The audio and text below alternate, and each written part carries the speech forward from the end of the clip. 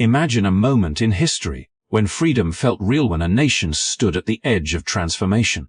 The Civil War had ended, slavery was abolished, and for the first time, millions of formerly enslaved Black Americans stepped into public life with hope, dignity, and determination.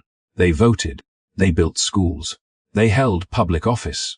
They believed the promise of democracy finally included them. But that promise did not go unchallenged. This story begins in the heart of Reconstruction, between 1865 and 1877, a period often described as a noble attempt to rebuild a broken nation. What is less often discussed is how that effort was systematically dismantled, not by accident, not by misunderstanding, but through organized resistance designed to take power back at any cost. One of the earliest and most revealing moments came in Colfax, Louisiana, in 1873, where Black political participation was met with coordinated force meant to send a clear message. Progress would not be tolerated. Reconstruction was not simply about rebuilding roads or rewriting laws. It was about who would control the future of America. For a brief moment, Black citizens exercised real political power, reshaping local governments and redefining citizenship itself. That shift terrified those who had ruled under the old system. What followed was a campaign to undo freedom without openly reversing the law to make equality impossible in practice, even if it existed on paper. This video uncovers how that campaign worked, why it succeeded, and how its consequences still echo today. Because the collapse of Reconstruction was not just a failure of the past, it was a turning point that shaped everything that came after. If you're ready to explore the history they rarely explain in classrooms, make sure to like this video, subscribe to the channel, and turn on notifications. What you're about to hear may change how you see American history forever. For a brief moment, it seemed as though the United States was determined to honor the promise born from the ashes of the Civil War. The passage of the 13th Amendment ended slavery in law. The 14th Amendment redefined citizenship itself, and the 15th Amendment placed the power of the ballot into the hands of Black men who had been denied even basic humanity only years before. Together, these changes suggested a radical transformation in which freedom was not symbolic, but enforceable, and democracy was no longer restricted by race. At the center of that fragile hope stood Abraham Lincoln, a president who understood that ending slavery was only the beginning. He spoke cautiously but clearly about rebuilding the nation on new foundations, warning that peace without justice would only invite future conflict. Yet before that vision could fully take shape, Lincoln was assassinated, and with his death, Reconstruction lost its most powerful protector. What followed was not merely a change in leadership, but a dramatic shift in national direction. Andrew Johnson, Lincoln's successor, approached Reconstruction with resentment rather than resolve. He believed the war had been fought to preserve the Union, not to transform it, and he showed little interest in protecting the newly freed population. Almost immediately, Johnson moved to restore power to Southern elites who had once led the Confederacy, granting pardons, returning confiscated land, and allowing former rebels to reclaim political office. Men who had fought to preserve slavery were suddenly back in charge of shaping the post-war South. The consequences were swift and devastating. Southern legislatures, now dominated by these same elites, began passing laws designed to control Black labor and limit Black freedom without openly defying the Constitution. These measures, later known as Black Codes, restricted movement, employment, and basic civil rights, ensuring that freedom existed more in theory than in daily life. The federal government, which had the authority to intervene, hesitated, divided by political infighting and a growing desire in the North to move on from the war entirely. While Congress attempted to counter this retreat through constitutional amendments and civil rights legislation, enforcement remained inconsistent and fragile. Each promise of protection depended on political will, and that will was already eroding. Many white Americans in the North, exhausted by years of conflict, began to see Reconstruction not as a moral obligation, but as a burden. Calls for national unity increasingly meant reconciliation with the South, even if that reconciliation came at the expense of Black citizens. This abandonment did not happen in a single moment. It unfolded quietly, through vetoes, weak enforcement, and deliberate inaction. Federal troops were stretched thin, courts issued narrow interpretations of civil rights laws, and violence aimed at suppressing black participation was often ignored or minimized. The message was unmistakable. The federal government would no longer consistently stand between black Americans and those determined to strip away their rights. What made this betrayal especially profound was its timing. Just as black communities were beginning to exercise political power, electing representatives, influencing laws, and redefining citizenship, the protection they depended on began to disappear. The amendments remained written into the Constitution, but without sustained federal commitment. They became promises without teeth. Freedom, once again, was left vulnerable to those who opposed it. This retreat laid the groundwork for everything that followed. It allowed old power structures to reassert themselves under new names and new methods, ensuring that the defeat of slavery did not mean the defeat of the ideology that sustained it. Reconstruction did not fail because its goals were impossible, but because the nation chose comfort over justice, stability over equality, and silence over responsibility. The cost of that choice would shape American life for generations to come. Despite the growing retreat of federal protection, the years that followed marked one of the most extraordinary transformations in American history. Against overwhelming odds, black Americans did not wait for permission to claim their place in the nation. They organized, mobilized, and stepped into public life with a determination shaped by generations of survival.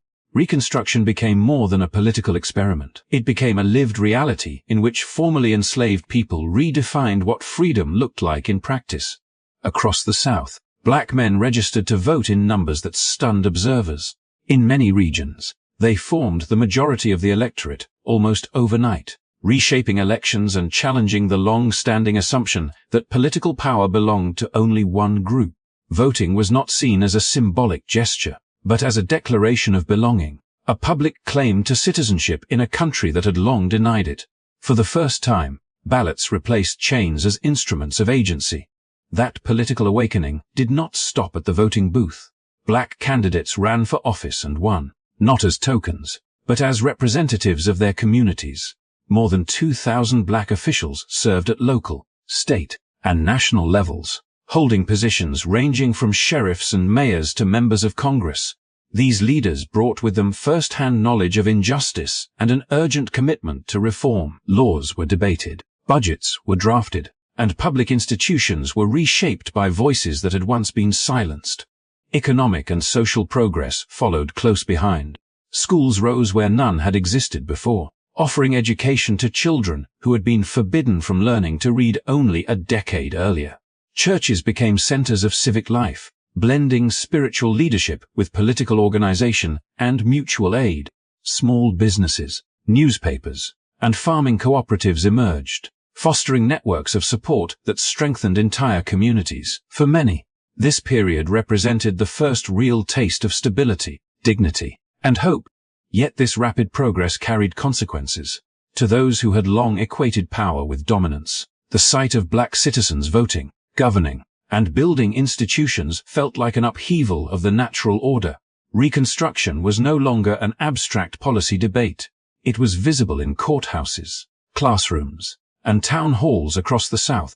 Each success challenged deeply entrenched hierarchies and exposed the fragility of a system built on exclusion. The backlash was not spontaneous. It was a calculated response to the redistribution of power. Efforts to intimidate voters, undermine elected officials, and destabilize communities intensified as black influence grew. Public spaces that symbolized progress, polling places, schools, and government buildings became contested ground. The goal was not merely to win elections, but to make participation itself feel dangerous, exhausting, and unsustainable.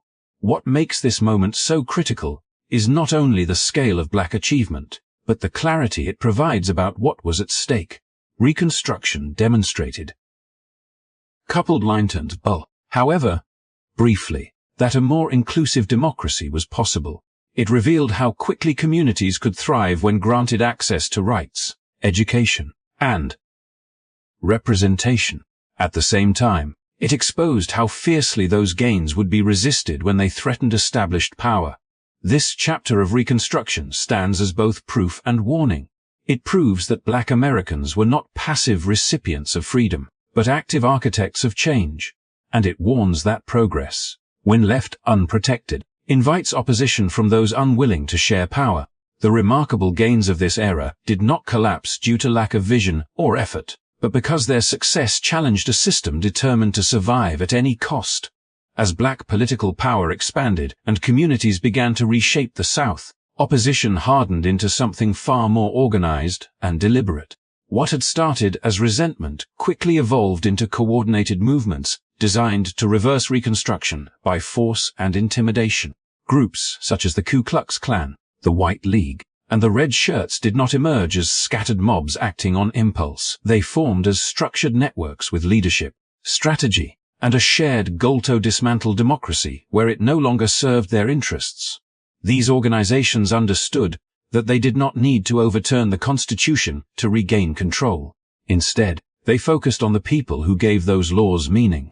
Voting booths, political meetings, servicindi, and public offices became targets, not because they were symbols, but because they were sources of power.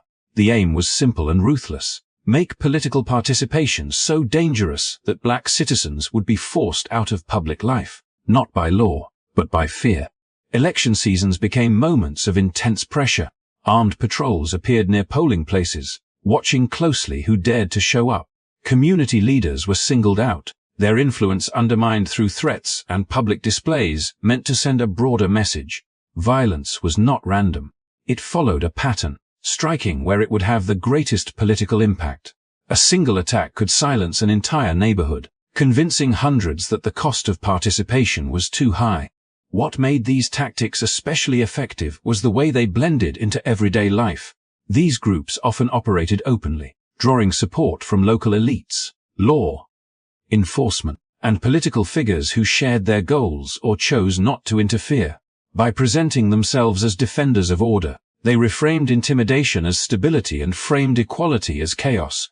This narrative allowed their actions to be tolerated, excused, or ignored, even as democratic institutions were being systematically undermined. The strategy extended beyond elections into the fabric of community life.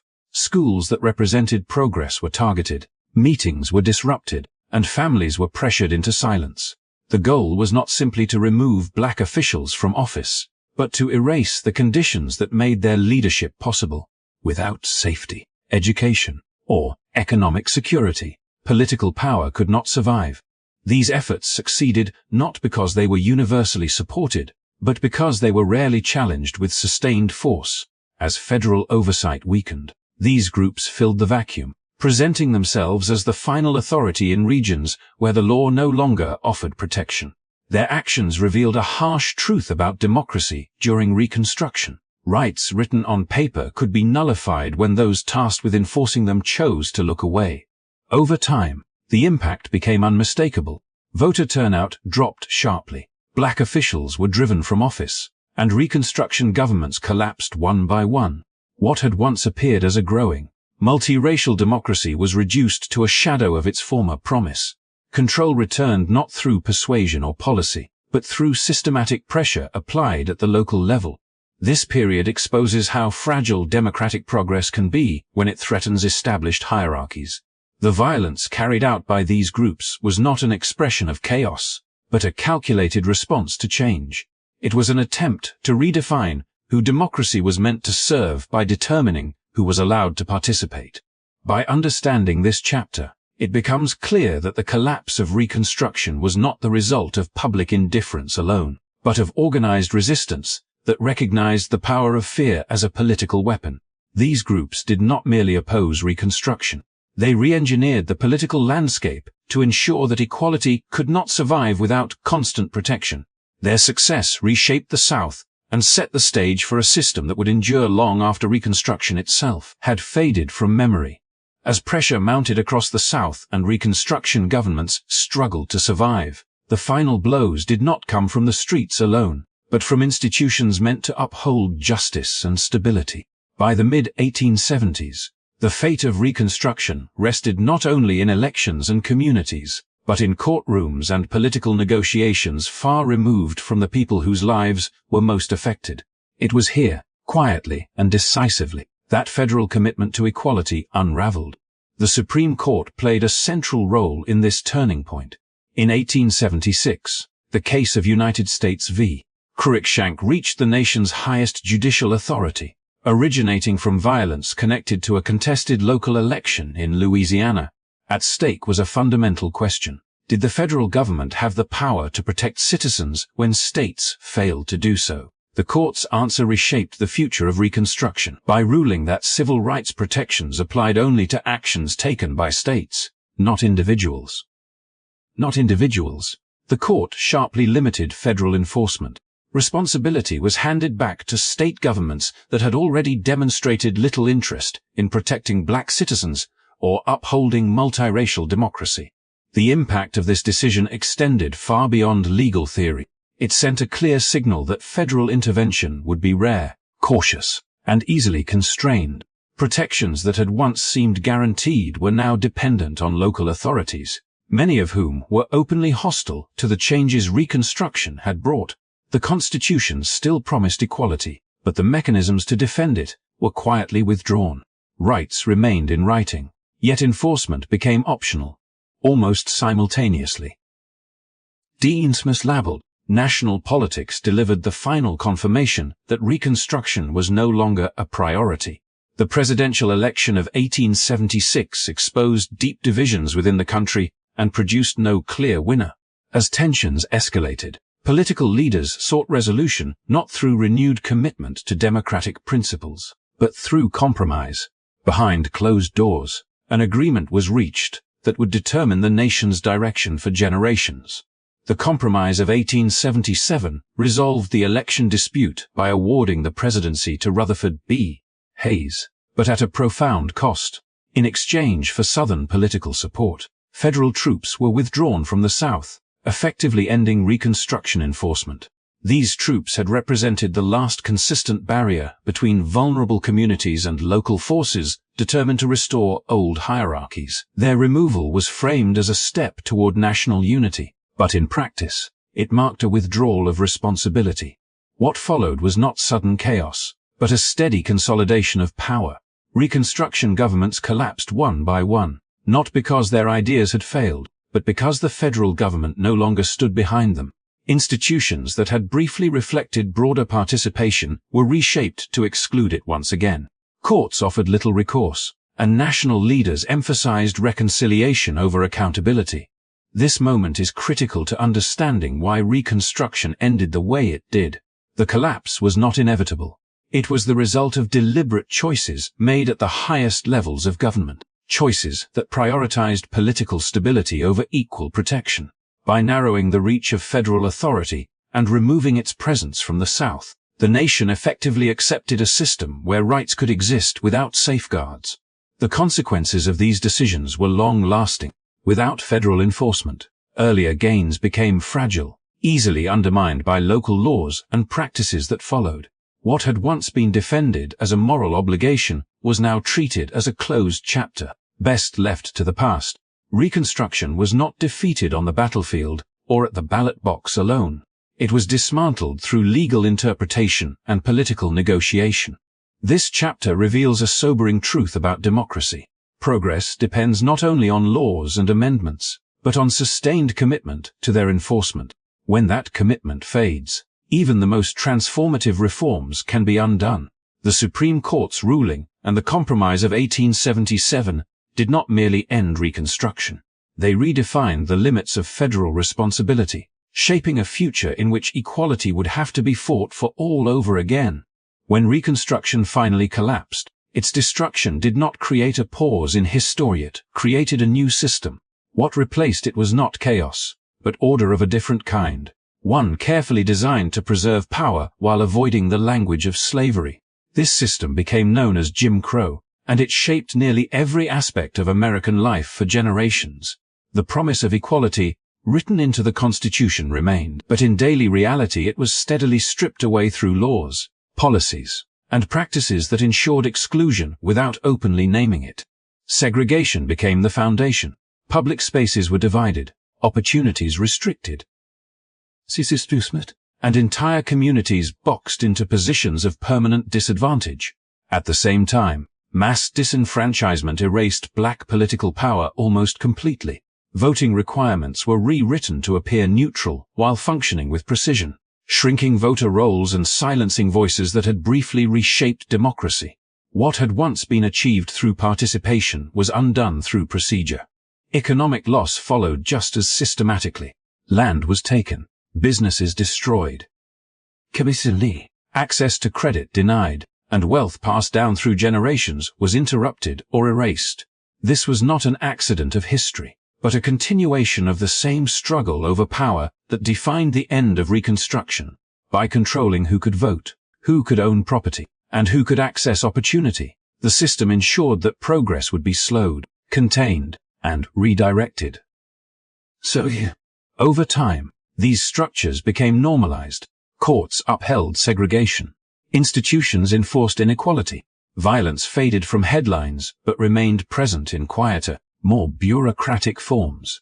The tools changed, but the outcome remained consistent: unequal access to justice, safety, and prosperity. What began in the aftermath of Reconstruction hardened into patterns that shaped housing, education, employment, and law enforcement well into the modern era. The effects are not confined to the past. Debates over voting access, disparities in policing, and persistent inequality all carry the imprint of choices made when Reconstruction was abandoned. History did not simply move on. It settled into systems that rewarded exclusion and punished participation. Understanding this connection is essential, not to assign guilt, but to recognize cause and consequence. What was dismantled once can be rebuilt only with intention, awareness, and sustained effort. This story matters because it reminds us that progress is not permanent. Rights must be protected to remain real. Democracy must be defended to remain inclusive. The fall of Reconstruction shows what happens when commitment fades and convenience replaces responsibility. It also shows that the struggle for justice has never been linear, but shaped by decisions made in moments of uncertainty. Thank you for staying with this story, and for taking the time to engage with a history that still shapes the present. If this video helped clarify the roots of issues we continue to face today, please like the video, subscribe to the channel, and turn on notifications so you don't miss future discussions. Understanding where we've been is the first step toward deciding where we go next.